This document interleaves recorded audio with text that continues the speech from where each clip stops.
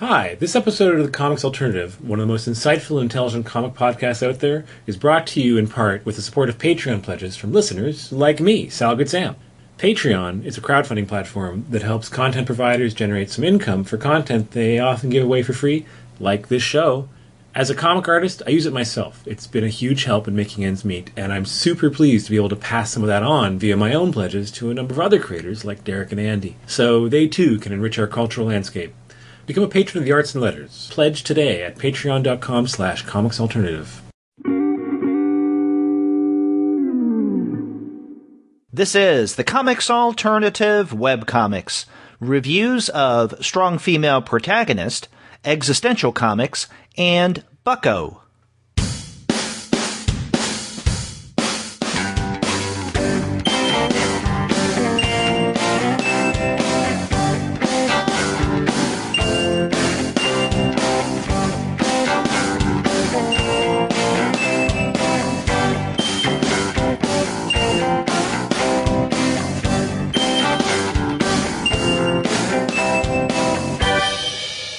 Hello and welcome to another episode of the Comics Alternative Webcomics. I'm Derek. And I'm Sean, and we're two guys with advanced degrees talking about webcomics. And on this month's installment of the series, we're going to be looking at 3 webcomics. We're going to begin with Brennan Lee Mulligan and Molly Ontertag's Strong Female Protagonist. After that, Sean and I are going to look at a hilarious comic from Corey Moeller, Existential Comics. And then we're going to wrap up with an already completed comic, Bucko by Jeff Parker and Erica Moen. But before we get to those great comics, we want to let all of you guys know that this episode of the webcomic series is brought to you by the great folks at Discount Comic Book Service. Go to their website, dcbservice.com, for all of your comics pre-ordering needs. There you're going to find all DC, Marvel, Image, and Dark Horse titles at 40% off of the cover price if you pre-order. For all of the other publishers, you'll find that those discounts are 20 to 35% off the cover price, and every single month you're going to find some wonderful specials. Now, sometimes those specials will be at 45% off the cover price, sometimes at 50% off, but often the discounts go higher from there. We also got their sister site, mydigitalcomics.com, where you can earn 5% towards your purchases at DCBS. Ongoing system, always fantastic. And they've got a lot of great titles there as well to pick up. I'm kind of scanning through right now, and they've just put up a couple of series that look particularly interesting to me personally. Trenchcoats, Cigarettes, and Shotguns, and Black Powder, 2 different series that I have not read before, but look adventurous and exciting. Looking forward to trying those out. But like I said, they're earn your 5% towards your DCBS purchases, and the comics you get digitally here are all DRM free. That's right. Great stuff and good conditions under which to get your digital comics. So whether you like yours in hard copy or in digital format, you can't go wrong with Discount Comic Book Service. Go there for all of your comics pre-ordering needs, and after you do get your comics there, please be sure to send them an email and tell them that Sean and Derek sent you. So hey, Sean, big news. We have a new sponsor for the podcast. Oh, hey, fantastic. Who are we got on board now? Just Coffee Co-op.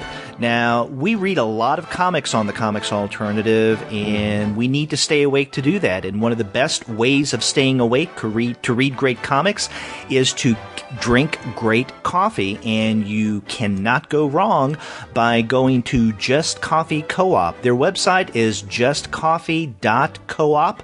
That's justcoffee, one word, .coop. When you place your order, make sure that you use the coupon code COMICS, that's our special coupon code, to get 10% off of your order. Now, this is a great place to get your coffee, tea, and chocolates for this holiday season. They were founded in 2001 with a roastery in Madison, Wisconsin. Their coffee is 100% fair trade, shade-grown, organic certified, and it is roasted to order.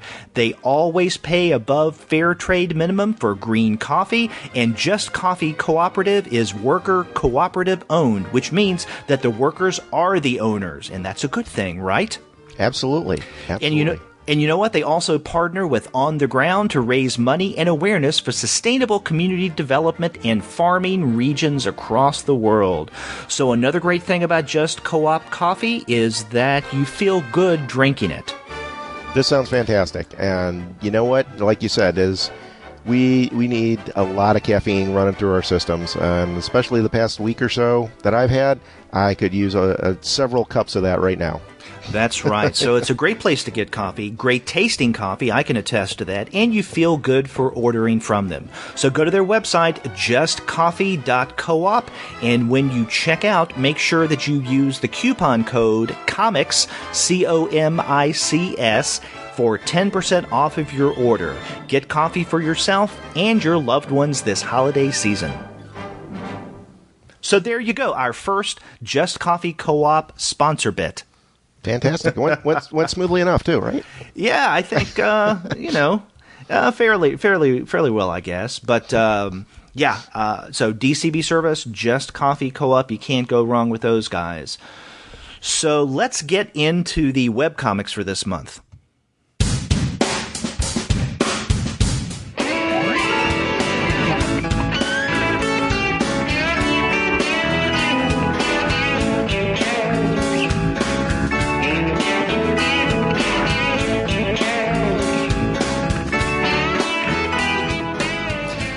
Well, the first one I think we're going to take a look at is Strong Female Protagonist, which you can find at strongfemaleprotagonist.com. And as you mentioned earlier, that is sorry, I was tripping over names here. You know what? I'm going to throw that back to you. We've discussed this before. You're better with the names than I am, so I'm going to throw the names back at you. Who's actually working on this, Derek? This is written by Brennan Lee Mulligan, and the art is by Molly Ostertag. And so they've been doing this for quite a while, and in fact, we're 6 chapters into this webcomic. In fact, chapter 6, I think it's only about 2 comic pages in. There's the title page for chapter 6, and then 2 more, and then that's all. But we have 5 completed chapters. Now, this comic is updated every Tuesday and Friday, for the most part.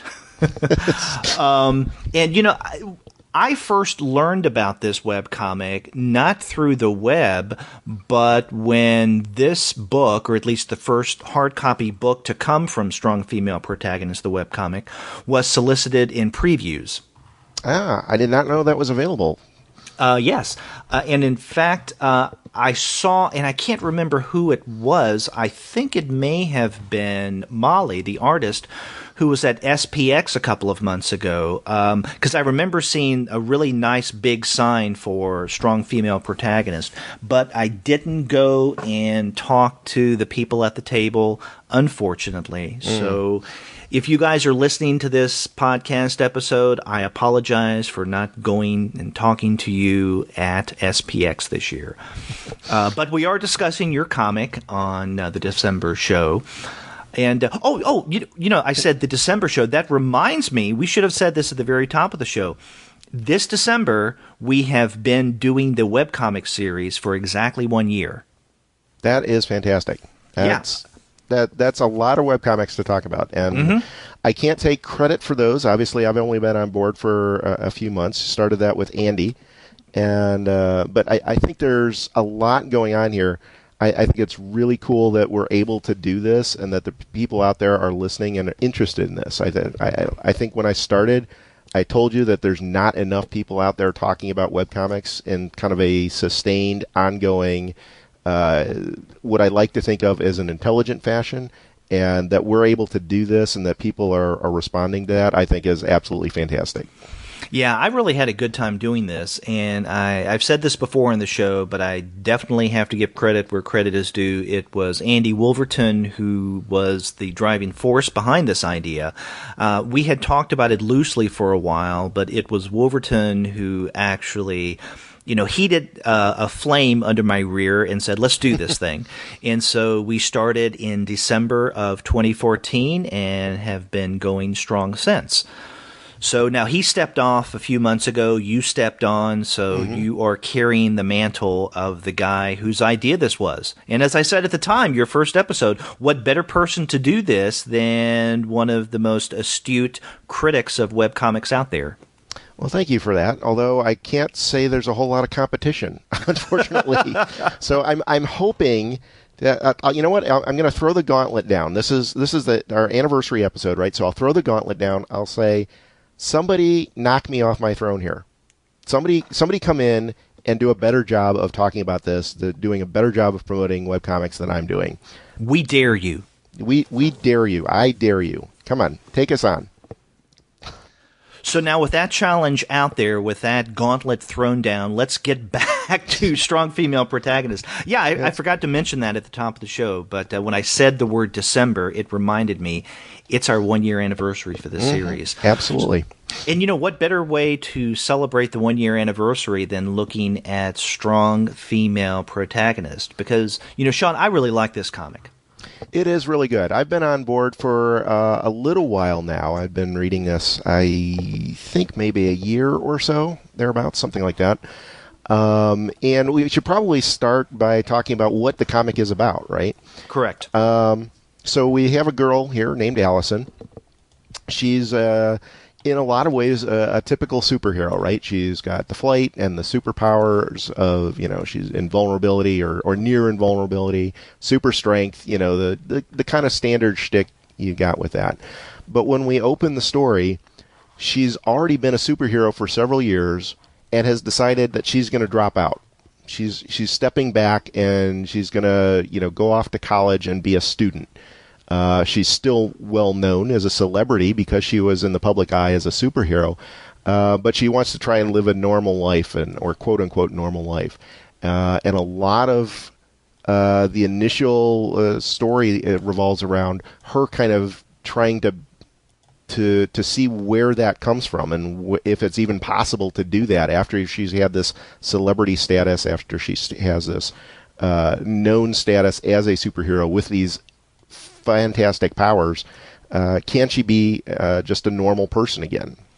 Right. And, you know, another part of the backstory that comes out as you get into the comic, so we don't get a lot of the exposition thrown at you at the very beginning, or even in the first couple of chapters, but this is something that you come to learn as you really get into the webcomic, and that is several years ago, actually, when the protagonist Allison's parents were pregnant, her mother was pregnant with her, there was unusual weather around the globe, not just in North America, but all over, where there was unending rain for days and days and days. And there was something unusual about that. Now, we still don't know exactly what caused this kind of, I guess we could call it mutation, something genetic, but all across the world, because of this strange weather condition, there was something in that rainfall, something in the weather condition that caused in utero certain characters to develop powers of some sort. So in some ways, it reminds us of the X-Men, although with the X-Men, we're not exactly sure how they get the powers that they do. With a Strong Female Protagonist, we know that it probably has something to do with this strange weather pattern from years ago. But that's about all we know. So we find throughout this comic a variety of heroes who have sometimes conventional, sometimes not so conventional superpowers. But you're right, Allison's are fairly conventional, and hers seem to be about the most powerful of any character we've seen so far. Yeah, there's actually more than a few references throughout the entire piece where she'll encounter some of these other superpowered individuals, and they have already, either through reputation or just past history, flatly acknowledged that she could beat the crap out of them. Right. You know, as like, which it makes for some, I think, interesting character dynamics because there's a lot of, not every character certainly, but there's a number of them who are almost antagonistic towards her because of that power set, right? This, you know, okay, I can shoot flames, but it pisses me off that you have this higher more power and could beat the snot out of me. And there's some kind of, I don't know, jealousy in some cases, and some cases maybe just an attitudinal problem or something. But there's some interesting character dynamics going on among the superpowered characters, particularly around Allison, I think. Right. Now, there's one character in particular who becomes prominent, very prominent, in Chapter 5, and that is Mary, and her superhero name is Moonshadow. And there is some kind of antagonistic relationship, personality-wise. Something doesn't rub the right way between Mary and Allison. But, of course, this all falls back on Mary, because Allison really is not that aware of any weirdness going on. And we won't go into any detail yet about what Mary does, but we can save that for later, because I think Chapter 5 is probably the most significant part of this webcomic so far, and Mary's a central part of that. But that's just one of the characters who feels a little put off by Allison's superpowers. Other characters that she had some kind of rough relationship with in the past, there's some of these characters that she now gets along well with, and the most prominent of those is Menace. Menace is a young man, I guess about Allison's age, who had been a super villain, but he changed his stripes in some ways similar or parallel to Allison decided to call it quits as an official superhero, or at least a full-time, if we want to call it that, superhero. But now Allison and Menace are friends now, although that friendship does have its trying patches. Well, yeah, I think, and a lot of it comes back to, there's this interesting idea of, okay, well, you got all these superpowered people that came from a single event, or presumably a single event. So how does that? How does that make how do the different people react to that, I guess, right? Right. And so you've got all these people, obviously they're taking their powers for different, to different levels and for different reasons, right? Some are going to be superheroes, some people are going to be supervillains, some people just don't care and are trying to step back and ignore it. But what I think is interesting is that then that kind of focuses the comic itself around the characters and their interactions. Right, so there's not, even though you're talking about this kind of superpowered superhero set that Marvel and DC have dominated the market with for decades now, that's not really the focus of the comic at all. It's almost incidental.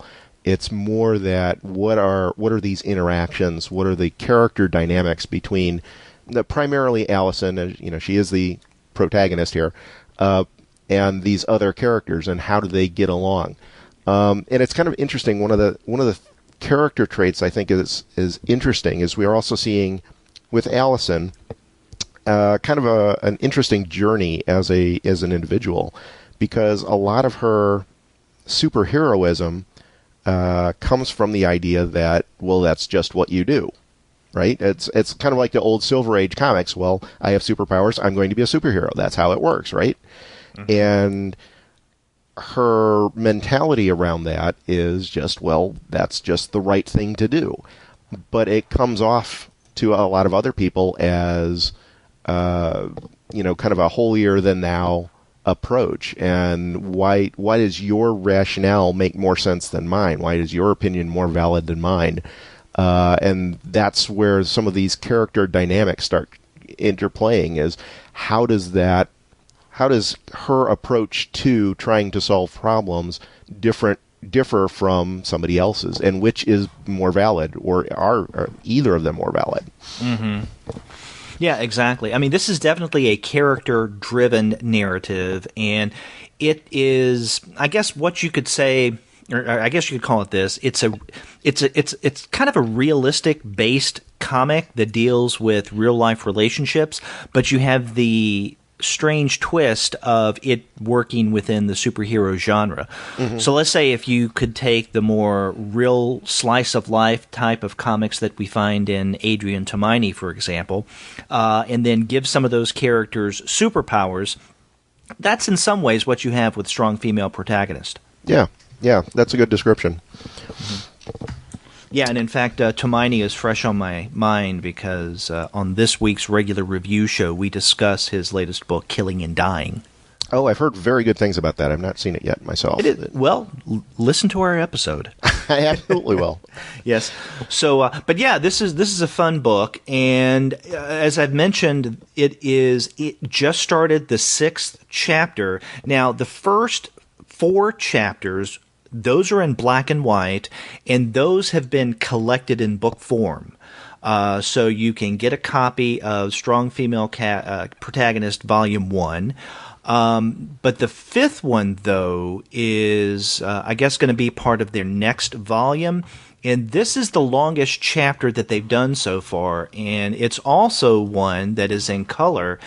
And perhaps most significant, it's the most topical and thematically speaking, or philosophically speaking, I guess, the most ambitious by far of any other story in this webcomic.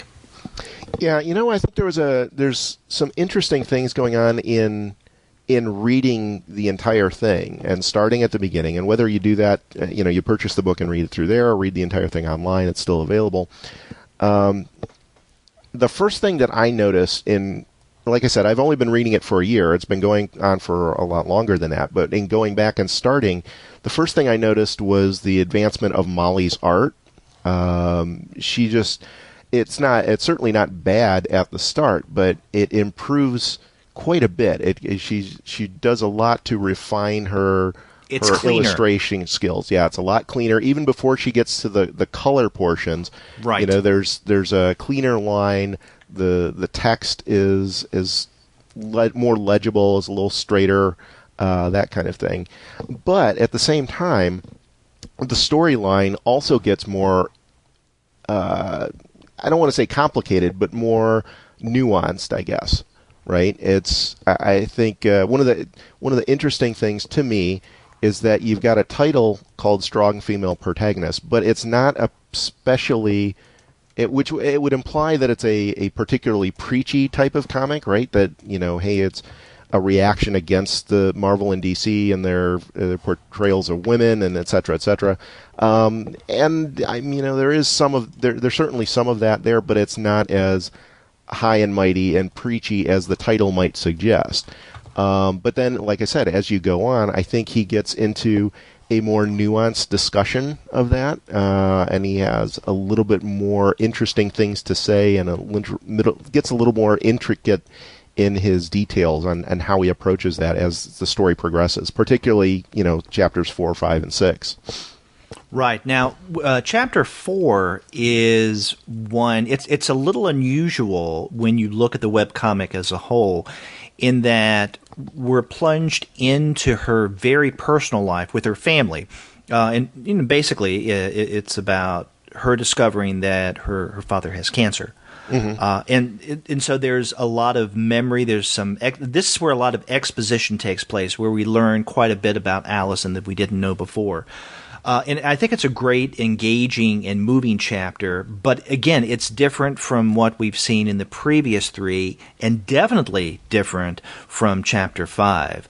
Again, Chapter 5 is not only the most ambitious, but also the longest. And you had mentioned that Mulligan's stories, the points that he's making, is becoming much more nuanced. At the same time, I think that he is really bringing in more points of discussion by the time we get to Chapter 5. And I don't know if you felt this, but there were a couple of places in this 5th chapter that I felt that the narrative, not quite, but just almost tipped over as being a little top-heavy with everything that Mulligan was trying to juggle in Chapter 5. It just struck me as almost a little too ambitious in places. I'm trying to think. I don't recall actually getting that sense. I mean, there's certainly a lot going on, and it was noticeably different from those earlier chapters where it's a little bit more straightforward. I didn't get the sense that he ever, I don't know, maybe it's kind of, like you said, kind of getting up to that tipping point, but I don't think he actually crosses over on that.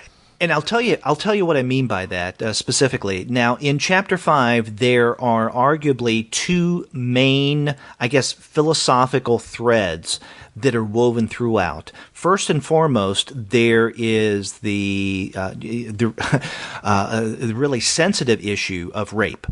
And there's rape in particular, and then there's the way that women are represented and treated in a broader sense, but specifically rape and violence. Right. So I think that's what much of Chapter 5 is about. Now, the other philosophical thread that's going on is this large issue that Allison, but other characters as well, but especially Allison, is grappling with is, what makes a difference?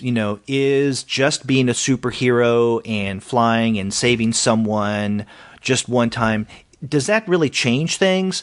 Because there's still going to be violence in the world. There's still going to be injustice. What can someone do in order to help combat the underlying cause?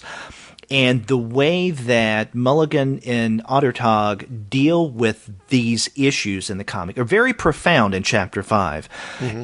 I think that either one of those two issues, the treatment of women, specifically rape, and then the larger philosophical issue of what could we do to change things to eliminate most violence in the world, or to make a big difference, I guess, in a grand sense. Those are two very ambitious things, and I think you put them together, and it's almost as if I felt one was at times trying to crowd out the other, maybe unintentionally. And I'm wondering if maybe Mulligan could have played down the larger philosophical argument of what can I do to make a difference, and focus more solely on the rape issue in Chapter 5. I just thought that he was attempting to do too many things within this one chapter, because at times it did seem to get a little muddy. I don't know that I see that the same way. Because he doesn't try. I don't recall at any point I don't recall him tackling both issues like simultaneously, like within the same page or anything. And that whole philosophical argument, as he's written the story, stems from what happened with that rape situation in the first place, right? That's kind of the start of the catalyst that gets Allison thinking, okay, can I just pull the one person out of this situation and that's fine and that's all I need to do, right? Because that's kind of where her argument as a superhero is going in the philosophical sense, right? Is it enough to just stop the bad guy, or with these superpowers, should I be doing something more to change the whole nature of the planet? Right, combat the underlying causes. Right, get to the root problem and not the symptom of the guy with a gun who's robbing the bank or whatever. And her catalyst for that, or one of her catalysts for that, is the rape incident. Right, that's I'll go into the story a little bit. I don't think it gives too much away, but basically, she's at a party. There's one student is trying to force himself on another. And she just literally pulls him out of that situation. She pulls him out and says, you know what, don't do this. This is wrong. Well, we think he's going to force himself because for all we know and for all that Allison knows, this guy is going to take advantage of a woman because she's too drunk to know what she's doing. Right. Now, he probably is, but I think that the creators intentionally, at least at that moment, left it ambiguous to where there's a question as to what Allison should have done at times, and she even questions herself. Right, and I think that's where it starts, because she starts questioning herself at that point. Then with some of the other pieces that come in afterwards, unrelated to that situation. Then she starts questioning herself even more, and then before finally getting to this larger issue of hey, is this even make sense for tackling these smaller problems when there's these bigger issues that I could work on? Right. But now, Chapter 5 begins with another rape. This is something that we don't even see because this has taken place before the events begin happening in Chapter 5. And this is where the character Mary, or Moonshadow, comes into play. There was a trial where I think 4 young men were acquitted of rape, but they were probably guilty. And so what Moonshadow does is this is not giving anything away because we learn almost immediately that she's the one who's doing it. She takes it upon herself to make sure that justice is served. In other words, she kills the guys. Okay, and this becomes a very jarring way of beginning Chapter 5 because, readers have to ask themselves, with even something as heinous as rape, is death the answer to that? Now, the guys who are represented here, for the most part, are just not attractive in any sense whatsoever. Maybe there's one that's a little uncomfortable with the way that turned out, but the rest of them, there's no, empathy that you'll feel for them at all. But nonetheless, Moonshadow kills them. She has the power, I guess, of invisibility, and she kills them. And so that is her answer to the problem of not just rape, but of men. Even if there are men who have never raped but could possibly or could espouse letting someone off who's accused of rape, they are victims of Moonshadow. And so Moonshadow takes it to the extreme, and it's in the character Allison that we as readers get to temper this idea and see, the black and the white of the issue and the back and the forth, and this dialogue that goes on as to what justifies justice in this case. Yeah, and I think that leads to goes to the climax of the chapter where the two of them confront each other, and it's not just a typical superhero throwdown, right? They basically sit down and argue their philosophical differences, which I think makes for a very engaging, interesting comic and certainly a different approach to the superhero genre as a whole, right? You don't have, Spider-Man talking Dr. Octopus down from, whatever his scheme is this month, with philosophy. That just doesn't happen. Or two heroes. Many times in Marvel, it's not just the hero fighting the villain; it's the two heroes fighting. Right. Exactly. Yeah. So we don't even get that, which is refreshing. Yeah. Now you said earlier that you don't remember any places where Mulligan brings together those two larger threads that I had mentioned earlier. The issue of rape, and then also the issue of fixing the larger problem. Mm-hmm. He actually does at the very end of Chapter 5, and this is where a character, Lisa Bradley, comes into play. Now she used to be a superhero by the name of Paladin. But now she becomes a professor at the New School for Social Research, which is where Allison is going. And so Allison, in the last pages of Chapter 5, Allison has a conversation with Lisa about an idea she has for an independent study. And this independent study is to work out a system where heroes can become a support network for women in trouble. Not only women who have been beaten or have been raped, but also who are homeless, who are without any kind of support. And so this addresses both of those threads, the larger issue of rape and how do you take care of those who are rapists, and what is justice in this sense, and then the other thread, which is how do you get to the underlying causes. And so this is why I said earlier that Mulligan, the comic almost tips over because of this top heaviness of, the philosophy that is just, really embedded in Chapter 5. But I think that Mulligan brings these things together in a way at the very end of this chapter, and I think this is carrying over into Chapter 6 as well. So I think that this may be a way for the creators to take these two larger issues and to play them out in a more manageable way. Okay, yeah, I can totally see that. I'm curious Very curious just to see where they take the story at this point. Like you said, we're just starting, just a couple of pages into chapter 6 right now, and so we don't know exactly. We the tail end of chapter 5. We kind of get some hints of what Allison is trying to set up, but whether or not she's successful at it, how that actually manifests, is presumably what we'll be looking at in chapter 6. And I, for one, am certainly very curious to see where they take this. Yeah, this is definitely one of those webcomics I want to continue following. Yeah, it's like I said, I've been reading it for probably about a year now, and it's been very engaging, very entertaining the entire time. I've very much enjoyed it.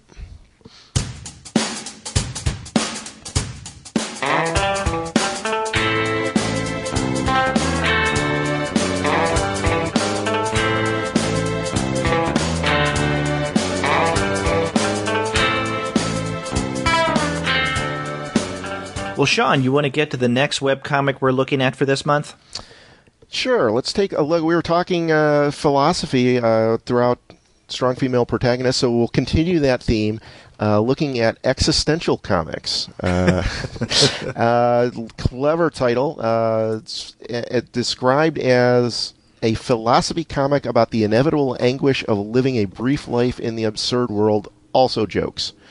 And you can find it at existentialcomics.com. Right, and this is created by Corey Muller, and it's updated on Mondays. I have to say, this comic is notable, to me at least, for a couple of reasons. One, this is the first webcomic that we've looked at on the Comics Alternative that is a series of strips. Every other webcomic we've looked at, there's an ongoing storyline of some sort. This is a webcomic where there's hardly any connection from one installment to the next. Again, kind of like a newspaper strip, right? Something happens one day, probably has nothing whatsoever to do with the next. So it's notable for that reason. It's also notable for me because this is the funniest damned webcomic we've discussed so far on the series. Well, it's a really bizarre, weird concept, I think, too. Is essentially what he's doing is he's taking philosophers from throughout history and putting them all in absolutely absurd situations and essentially throwing their ideas together. And, the philosophy has always been about arguing their ideas back and forth, but he throws them into these contrived situations that make all of the arguments absolutely absurd at some level. Like they're playing a game of chess, or at a Halloween party, and they're all dressed in various costumes. And it gets very existential, quite frankly. It's appropriately titled, I guess. Exactly. And even though it's called Existential Comics, existential philosophers aren't the only philosophers that are addressed. In fact, as you'd pointed out, there are philosophers throughout history that we see in this webcomic. And just to give you an example of the kind of absurd situations that Sean just described, this is one of the early ones, and it's one of my favorites. This one is titled Kafka at the DMV. And this is a 6-panel comic, so it's relatively short. There's some that are longer. And you see Kafka standing in line with others at the Department of Motor Vehicles. And then someone at the desk says, "Next." Kafka stands up and says, "Hi, I'm looking to renew my driver's license." And the guy at the desk, the bureaucrat, says, "Fill out this form, your number will be called." And then immediately they call his number. And so another bureaucrat calls him over and says, "Okay, that'll be $35 and your new license will be mailed to you in 10 to 20 days. Kafka says, "That's it?" She says, "Yes, that's it." And then in the last panel, Kafka says, that went pretty smoothly. Now, where's the joke? Where's the absurdity? One of the things that the creator does in most, not all, is to provide a little box at the bottom that says, "Didn't get the joke?" And if you click on that, then you get some context and detail. So for instance, with Kafka at the DMV, if you click on the "Didn't get the joke," it explains many of Kafka's works, in particular his novels The Castle and The Trial, deal with an overwhelming, suffocating bureaucracy. Some have even described them as Kafkaesque. The DMV is often representative of the sort of large, inefficient, horrible bureaucracy in the United States. the form of the joke is an anti-joke. So, I mean, he explains it, but if you know Kafka and if you know Kafka's work, you get the joke. But even if you don't know the work of the philosopher, even if you don't get the references, one of the things that Moeller does is he provides a little help box, like notes at the bottom, to help you figure things out. And that's really good. Yeah, honestly, I found that really helpful. I'm one of those guys. I've studied a little bit of philosophy. Never took any formal classes on it, though. So my knowledge of philosophy is very spotty and haphazard. Whatever I kind of happen to stumble across through hearing somebody reference Heidegger or Kant or whoever, and then just going, oh, well, let me read up on this guy. So it's very incomplete, and I found that while I get some of the references, there's a lot of them that I don't. And having that extra annotations, I guess, is very helpful, certainly for me. The ones that I do get are absolutely hilarious. But some of the ones you kind of have to step back a little bit and go, wait a minute, okay, I can kind of see where he's going with that, but let me read up on this other guy. Yeah. Now, more times than not in those annotations in the notes, didn't get the joke. He's serious. There's hardly any of the joking going on that's going on in the comic. Now, there's one exception, though, that I wanted to point to, and this is another one of my favorites. This is Diogenes' lantern.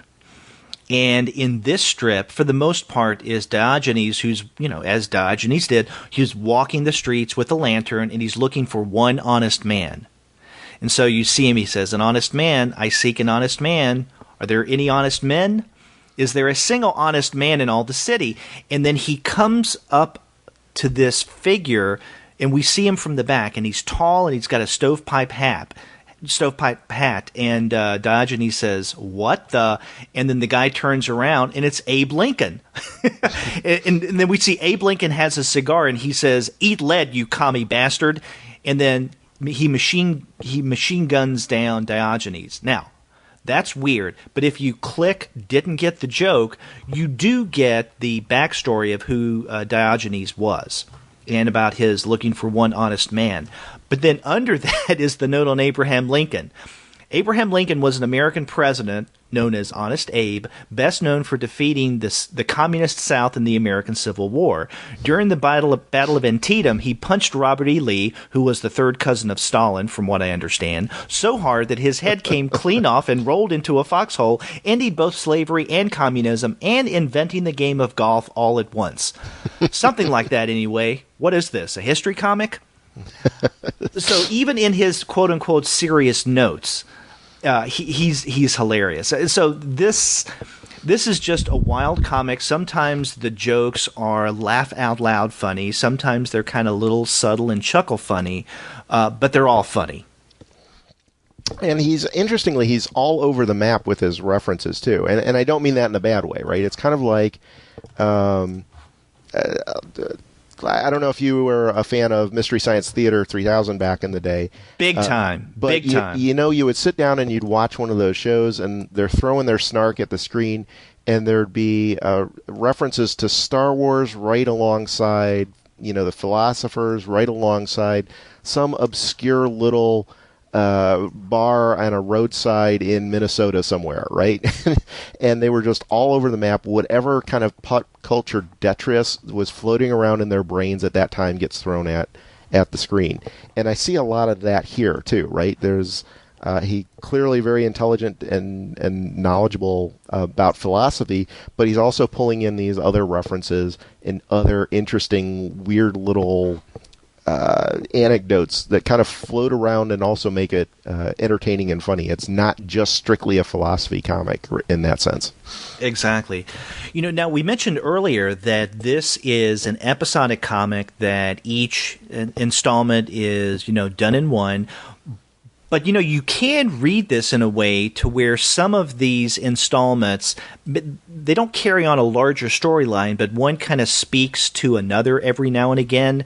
I mean, there are some philosophers or philosopher-like individuals who keep cropping up again and again and again. Freud is someone who is in many of these comics, and I almost always love it when Freud's in one. But there are also other philosophers that are quite frequently cited, and Sartre is another. And this brings me to one of my favorite, I guess, if we want to call it loosely, connected storylines in existential comics, and that is the Dungeons and Dragons installments. Dungeons and Dragons and Philosophers.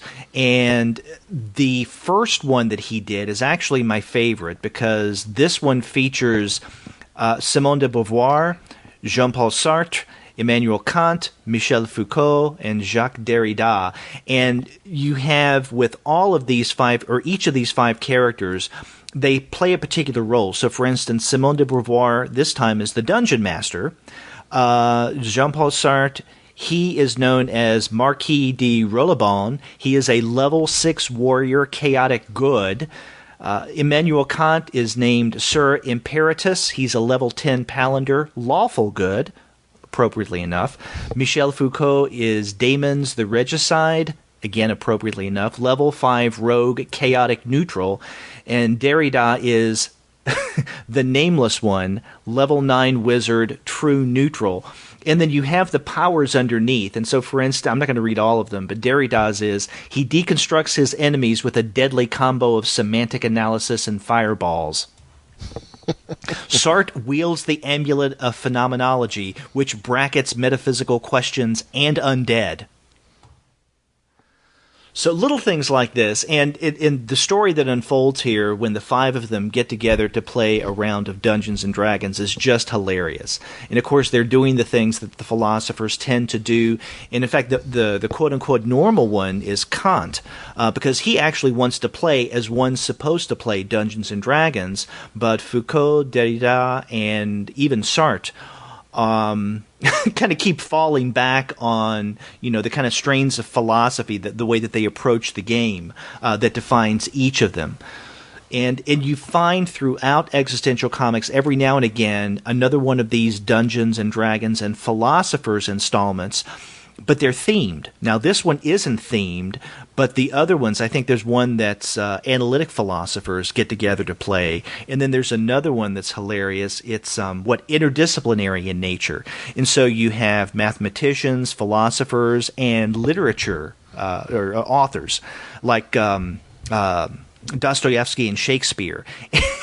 And of course that just goes off the rails because the mathematicians are trying to do one thing and the writers are trying to do something else. And of course the dungeon master there is Samuel Beckett. which is really weird. I mean, if you're not familiar with this comic and you're listening to Sean and I trying to describe it, you may be scratching your head. All we can say is you have to go there to find out. Yeah, it's really an interesting challenge in describing it, because what he does is it's almost as if he was sitting around thinking, how do I make philosophy more accessible? I'll make a comic about it. How do I make a comic about it? I don't know. And he's kind of like he's throwing out these ideas and in a very entertaining way, but there's so many different ideas because he's touching on all of these different philosophers, and there's no cohesive way to really to pull all of them together. How he keeps all of this straight in his own head, I don't know. Yeah, and a really absurd situation, and this is another one of my favorites. And in fact, I can go through. It's probably at least a good quarter of these I would call my favorites because they're all good. But this one really is one of my favorites. It's called The Analytics at the Bar. And in this one, you have a group of philosophers who are at a bar, and Rudolf Carnap is trying to pick up this woman who's sitting at the bar. And there are other philosophers who are surrounding him, Moritz Schlitz, Willard Van Quine, Nelson Goodman, and then William James. In fact, William James is the pragmatist of the group. And, these analytic philosophers are trying to convince Carnap to go over and talk with her, of course, using their philosophical approaches that they're known for to do that. And William James, the pragmatist, is standing back, and, he's trying to look at this in a very pragmatic way with his suggestions.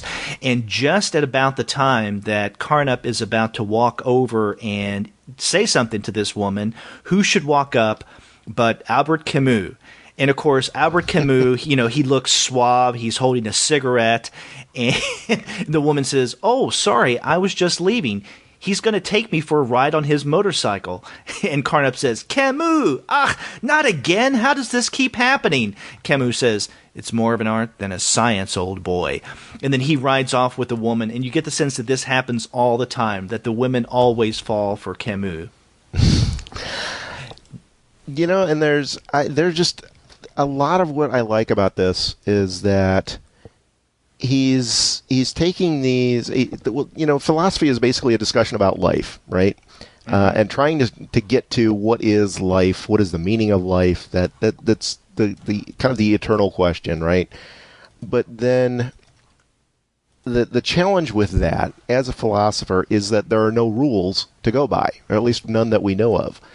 And so he's putting these philosophers in these situations where there are very fixed rules, either, written down as in like a board game, or, it's kind of social rules, right, in a bar setting or what have you, and then tries to apply the philosophy of these different individuals to the rules that are already kind of set in place, but the philosophies don't kind of mix with the rules that are set.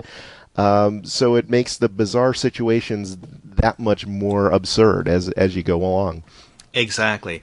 And again, they're just certain characters or philosophers that when they crop up, you just know that things are going to get weird and absurd. I mentioned previously that I like the way that he represents Albert Camus. Camus comes up again in another existential-based comic called Existential Radio. And on this one, Jean-Paul Sartre plays a talk show host. Basically, people call in with problems that they have, and he tells them what they should do. And of course, it more or less boils down to radical freedom, right? His early position as a philosopher, Sartre's.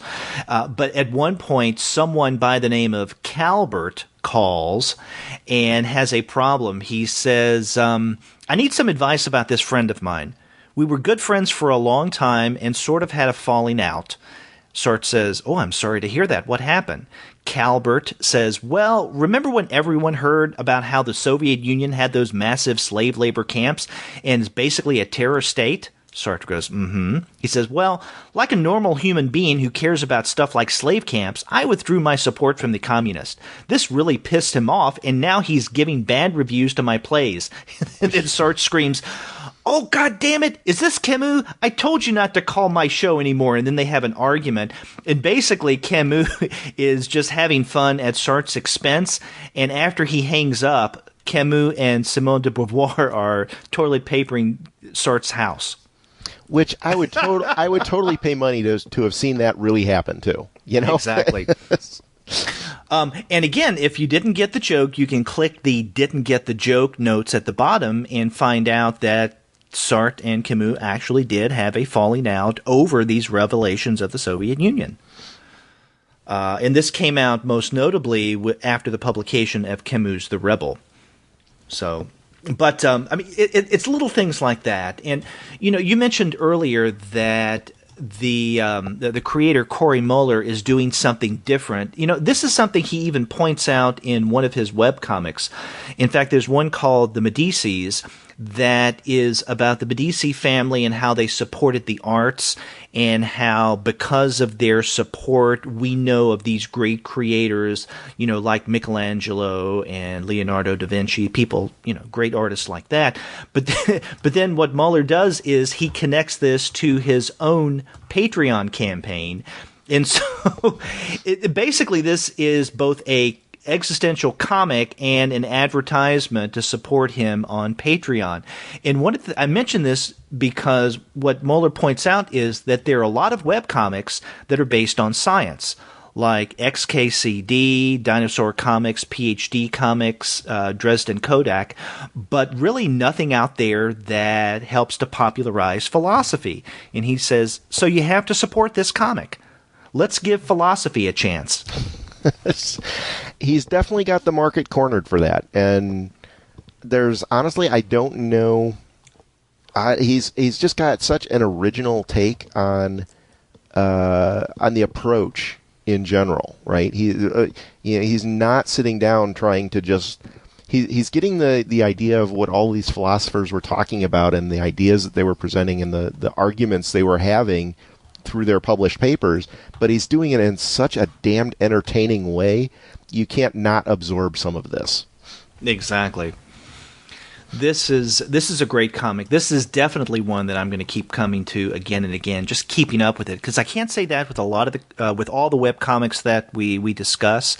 I just don't have time to read as much as I would like, and so I selectively keep up with the ones after we discuss them on the show. But I can tell you right now, this is one that I'm going to definitely keep up with. It's been one I've been reading for a while, as certainly before you pointed out here. But yeah, it's always been entertaining, always been interesting, and oh hey, educational too. So can't go wrong there.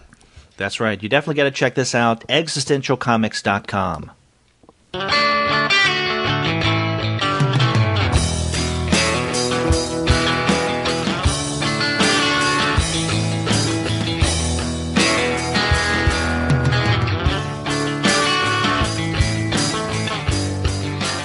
So, Sean, before we get to our last webcomic of this episode, let's just remind our listeners that a great place to get Christmas gift ideas is at justcoffee.coop. They're our new sponsor on the Comics Alternative, and it's a wonderful place to find a variety of coffees, tea, and chocolates. And when you check out, please be sure to use our coupon code COMICS, COMICS, for 10% off of your order. And if you keep drinking all their coffee, you'll be able to read and keep up with all the webcomics that we're actually talking about. That's right. So check them out at justcoffee.coop. So, Sean, the last comic that we're going to look at for this episode, it's an already completed webcomic. This is by Jeff Parker and Erica Moen, Bucko. Yeah, this is certainly one of the more name comics that we've looked at, I think, in that both Parker and Moen are pretty well-established creators on several fronts, and both have proven themselves time and time again with, I think, just about everything I've read from either one of them, individually or collectively, has been at least very good, if not excellent. And Bucko is another one of those, I think. Yeah, exactly. And, I know of Jeff Parker's work just, primarily because of, the mainstream stuff. And I'm familiar with Erica Moen's, but I don't know if I've read her other comics or I just know of her. As I was reading Bucko, I could have sworn that we've reviewed at least one thing that Moen has done in the past. I went through and I searched our websites, and for the life of me, I cannot find it. But I know that there's some time that we've talked about her work on the show in the past. Well, like I said, she's been something of a powerhouse in webcomics. In webcomics, yeah. Yeah, in webcomics specifically for several years now, including the stripped web series that the Penny Arcade guys put together several years ago. She was one of the contestants on that show. Oh, really? Yes. She had... that was actually one of the, as I recall, one of the minor little tiffs that were kind of going on offline is that some of the people who were watching the show were complaining. They were saying, well, wait, she's already a professional webcomics person. Why are you having her on this reality show about webcomics? People trying to get into webcomics. She's already doing it. But yeah, she's definitely a positive creator with a known following, who will probably jump. She's one of those creators that people will flock to and jump to any project that she's working on. And like I said, everything I've seen from her has been Very well done. Certainly worth it. Although I had not read Bucko before for this, but like it perfectly falls in line with everything I would expect from her. Yeah, now I know she was probably most popularly known for Dar, but I think now she has one of her current comics is Old Joy Sex Toy. Mm-hmm. So we're not discussing Old Joy Sex Toy, we're discussing Bucko. Right. And we should actually, I don't think we pointed out, it's actually at buckocomic.com. We should point that out before we get too far into this, too. Okay. But the storyline, we should probably mention as well, is about the main character is named Bucko, or nicknamed Bucko, I should say. And he has possibly the worst day ever. And it goes from bad to worse still, to even worse still, to, oh my God, can't this get any worse? And it does. And basically he starts off late to a job interview that after having missed a three-way that he was going to have with these two women he picked up at a bar, but he ended up sleeping through what would have been the three-way, ended up being late for the interview, had to bike there in the rain, and then when he goes to the bathroom in the middle of the interview, he finds a dead body in the restroom stall. And he's like, I will report this, absolutely, but I really have to use the bathroom.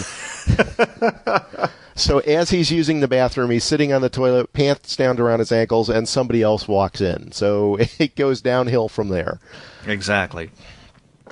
And, what you've just described is the tip of the iceberg of the weird and wildness that is Bucko. And I have to say, one of the things that appeals to me most about Bucko is that both Jeff Parker and Eric Moen are just letting loose and having a good time. I mean, there are times that the story just becomes a little ridiculous, but that's okay, because within the context, ridiculousness is what this story is about.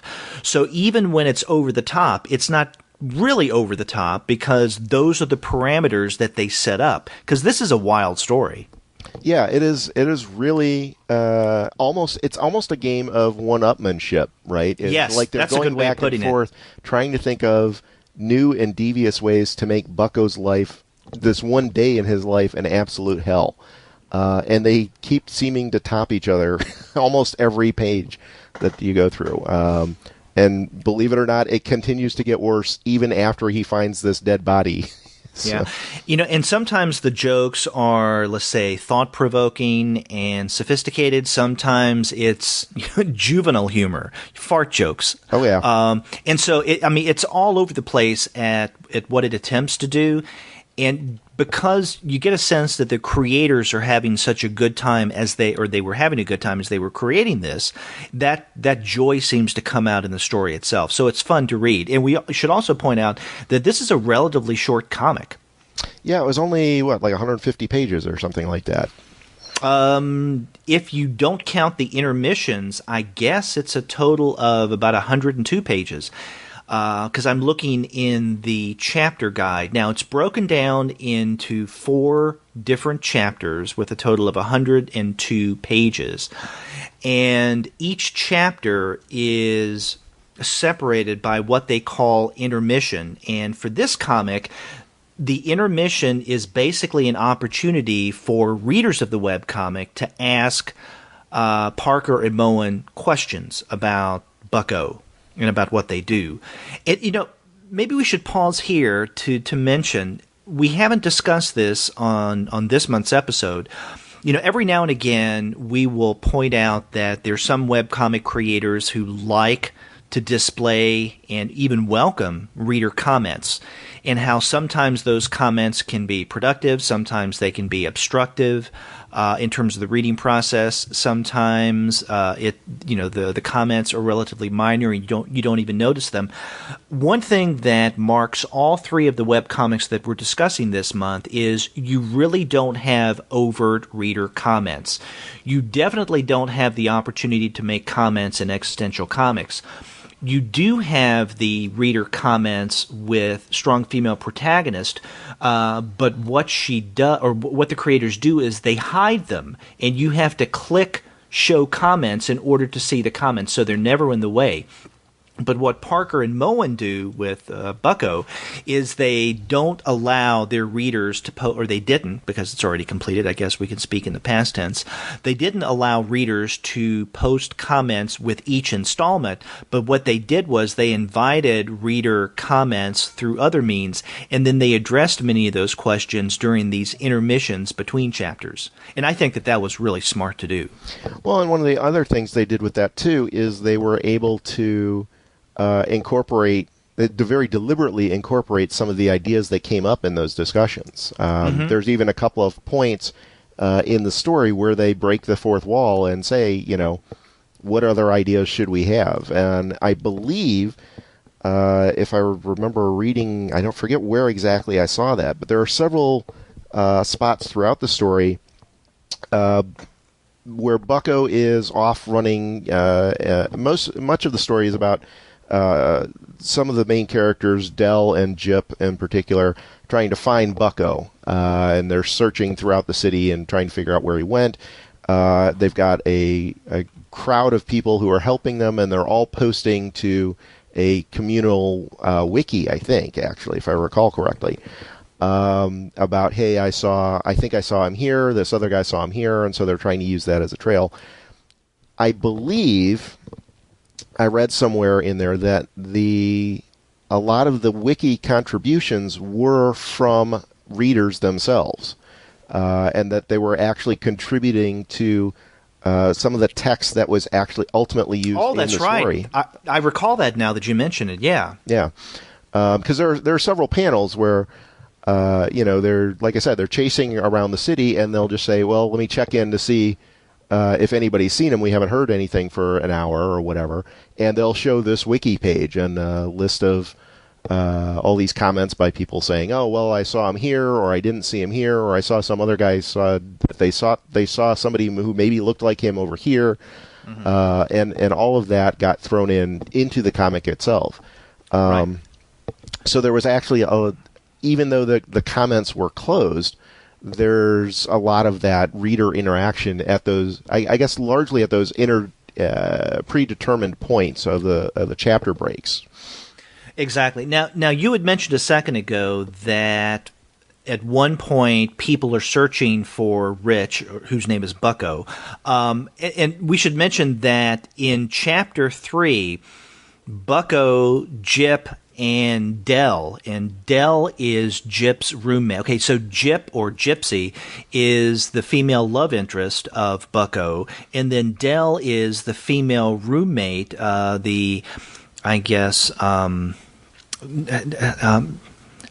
not bisexual, she's not lesbian, she is pansexual, I guess. Open. Oh, yeah, she's open, I guess, is probably a better way of putting it. So the three of them go to an event for makers, people who create and craft things and then sell their stuff online. And at this event, Bucko goes to use the bathroom, and as he walks in, he sees someone who's dead. And it's someone playing a joke, but Bucko doesn't know that, and so he thinks that he definitely, for sure this time, is going to be arrested and be put in jail by the police. And so he runs off, and then the rest of the comic, the rest of Bucko in chapters 3 and then 4, is Jip, Del, and other people searching for Bucko. And that's what drives the last half of this webcomic. And then along the way, they meet a variety of different characters who become important players as well. So, for instance, at this makers meeting, they meet a suicide girl, Cindy. And then at one point, when they're in the subway looking for Bucko, they meet, what is her name? Queen of the Juggalettes? Yes. And then so she becomes an important character as well. So and that gets back to the kind of build up of the ridiculousness of this story, where, as you put it, both Parker and Moen seem to keep wanting to top each other and themselves. Mm-hmm. And I think that the only complaint I would have against that is they get to the point towards the end they're trying to wrap things up, and then I think they may have realized that they've just gotten so absurd that they can't do anything more absurd to that. So they basically wrap it up with a Scooby-Doo ending.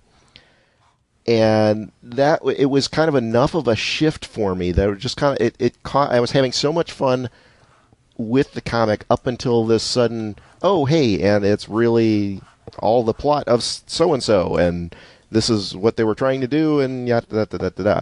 And it came off a little. I didn't have as much fun with that ending. It felt a little quick and forced. Yeah. It's just, oh, hey, we've got to finish this up in 3 pages or whatever it was, 5 pages. So here's the Scooby-Doo ending. And I fully expected, honestly, I was expecting the one guy to have his mask pulled off and showed it was the old prospector or something, And I would have gotten away with it if it hadn't have been for you meddling kids. And I think there's a very similar line in there somewhere, isn't there? Probably so. I think I remember it wasn't actually uttered in that specific way, but it was very similar to that, as I recall.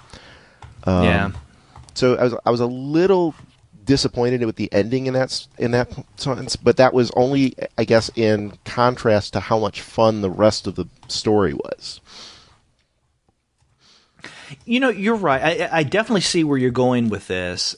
And you're right. It is kind of a quick, almost forced, neatly tied up ending very quickly. It almost fishtails too quickly.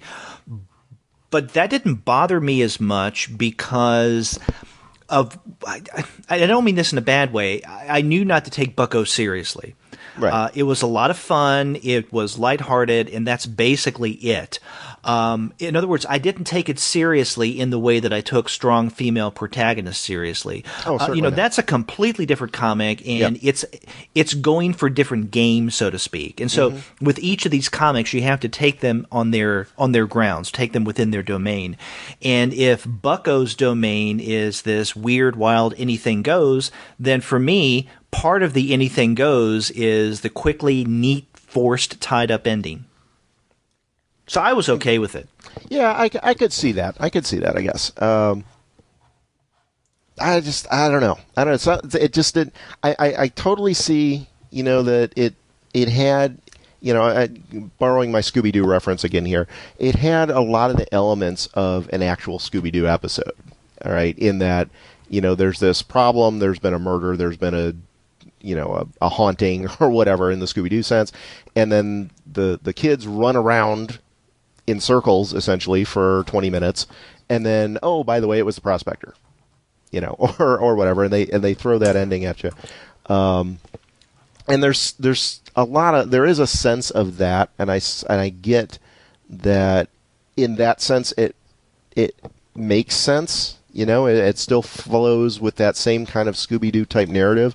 It's been there all along, right? But it just kind of.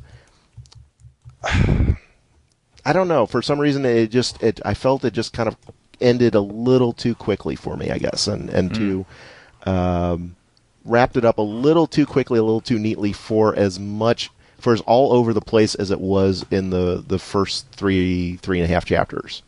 But it's still a fun comic. It was very fun. I had a lot of fun reading through this. Like I said, it was like I was saying earlier. Every time something happened to Bucko and you go, oh my God, what a crappy day, and then something else would happen, and you'd say, oh my God, that's even worse, and something else would happen, and it just piled on it, and it got pretty comical after a while, and I certainly enjoyed that quite a bit. Right. And, we mentioned that this is a short comic. It's a relatively quick read as well. So this is something that you can sit down and, probably in one sitting, depending on how long you're sitting, you could read this. We should also mention that Bucko has also been released in hard copy. In fact, a few years ago, Dark Horse Comics put out Bucko, the hardcover version of it, or the hard copy version of it. Mm-hmm. And I don't know if it's still in print, but I'm sure you can find it out there from some seller, even if it's not still in print. Well, that's the interesting thing too. It was this was completed, I think, back in 2012, if I remember right. And both Parker and Moen have done a ton of stuff since then.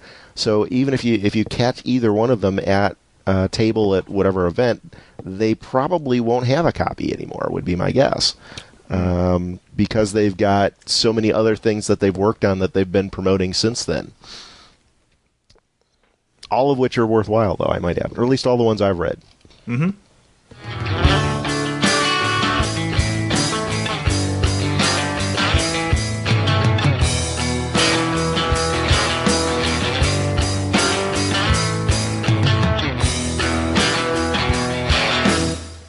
Well, Sean, we've talked about quite a bit on this episode. We started off with Brennan Lee Mulligan and Molly Ottertog's Strong Female Protagonist. After that, a hilarious webcomic from Corey Muller, Existential Comics. You definitely have to check that out. And after that, Bucko by Jeff Parker and Erica Moen. So 3 great comics and 3 comics that are all different, so we got quite a variety on this episode. Yeah, I think that's it's interesting to do the themed episodes where we try and focus all the comics on one subject or one topic or something. But I like going all over the place too sometimes. So this is good. Yeah, exactly. Nice mix of stuff, I thought. Mm-hmm. And if you want to find copies of great comics like this, then you have to check out the website of our sponsor, and that is Discount Comic Book Service. Go to dcbservice.com, and you'll find some incredible deals. And in fact, you can find great deals on digital comics as well by going to the site of their sister company, mydigitalcomics.com. But if you're someone who likes to get your graphic novels through Amazon, well, you can still do so and help out the Comics Alternative when you do it. Go to comicsalternative.com/Amazon and click on that banner that says support us through Amazon Associates. And everything you get through that click-through, we get a few cents kickback. So you take away from Jeff Bezos, you give to the Comics Alternative. What a good deal. What better deal could you find? You can't find a better deal. I'm not even going to try looking, frankly. So whether it be Discount Comic Book Service or Amazon.com, get your comics those ways. And after you do get those books, get in touch with us and let us know what you're going to be reading. If you go to the website, comicsalternative.com, you'll find out that you can leave us a voice recording through the wonders of SpeakPipe. Or you can call us the old-fashioned way. Our phone number is 415-3-COMICS. That's 415-326-6427. And since we're talking about webcomics, email is also a good source. You can provide links to any comics that you want us to take a look at. We're happy to try and look at whatever new comics are out there. You can email us at 2guys, TWO, at comicsalternative.com. Or you can email me personally at Sean at comicsalternative.com. And you can contact me at Derek at comicsalternative.com. You can also find us on Twitter. We're at the number 2 guys with PhDs. But you can find us as well on Facebook, on Tumblr, on Instagram, Google+, Pinterest, and YouTube. You can subscribe to the podcast through iTunes. You can stream us on Stitcher, and you can also find us on TuneIn. But you can find every single one of our episodes, as well as our reviews and the comics-related commentary that we post on our blog. And that's by going to our website, comicsalternative.com. So a lot of ways for people to get in touch with us, Sean. That's the idea. Is we want to hear from everybody. We want to hear what you think of our show. We want to hear what you think of the comics we're talking about. We want to hear what other comics that we should be talking about. So whatever is the best way for you guys to get in touch with us, please do so. Right. And, when you do get in touch with us, give us some suggestions for webcomics to discuss in 2016. Because, Sean, this is the last time you and I will be talking before the new year. That is true. So when we come back together, it will be a brand new year. We're going to be looking at some new webcomics, at least new for our discussions. So, Sean, I hope you have a nice holiday season. And same to you, Derek. Yeah, and we hope that the rest of you do as well. And until 2016 and another webcomics episode, I'm Derek. And I'm Sean. And we'll talk with you next year.